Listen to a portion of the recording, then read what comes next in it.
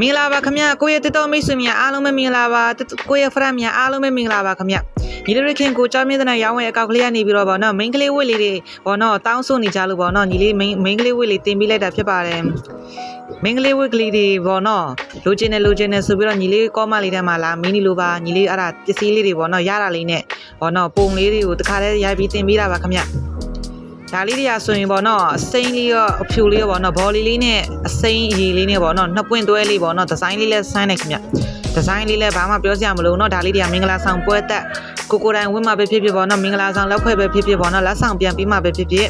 ပြန်ရောင်းဝယ်လုံးမှာပဲဖြစ်ဖြစ်တော်တော်လေးအဆင်ပြေတဲ့ကြောက်စိမ်းလေးတွေပါ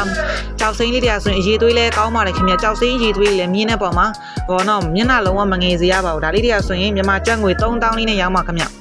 ဒါလေးကမြန်မာကျပ်ငွေ3000ကျပ်လေးနဲ့ရောင်းပြီးမှပါဘော်လီလေးတစ်ပွင့်ပေါ့နော်အစိမ်းလေးတစ်ပွင့်ပါခင်ဗျနှစ်ပွင့်ပြုတ်နှစ်ပွင့်တူးမှာနော်3000ကျပ်လေးနဲ့ရောင်းပြီးမယ်ဒါလေးကအောက်ခံလေးကဆိုရင်အချင်းကျက်အကျက်စကလေးလည်းပါပါအောင်မယ်ခင်ဗျ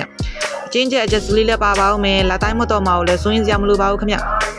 ညီတို့ရဲ့ကောင်းမလေးဒီမှာဆိုရင်လည်းဖုန်းနံပါတ်လေးနဲ့နေလေးစာလေးပို့လာပေးလို့ရပါတယ်ညီတို့ရဲ့ Viber ဖုန်းနံပါတ်လေးကတော့39903630လေးကိုဆက်သွယ်မေးမြန်းမှာယူနိုင်ပါတယ်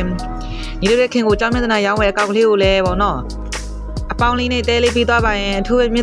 ပဲလေးစားစွာမြတ်တာရက်ခံရပါတယ်ခင်ဗျကျေးဇူးများကြီးတင်ပါတယ်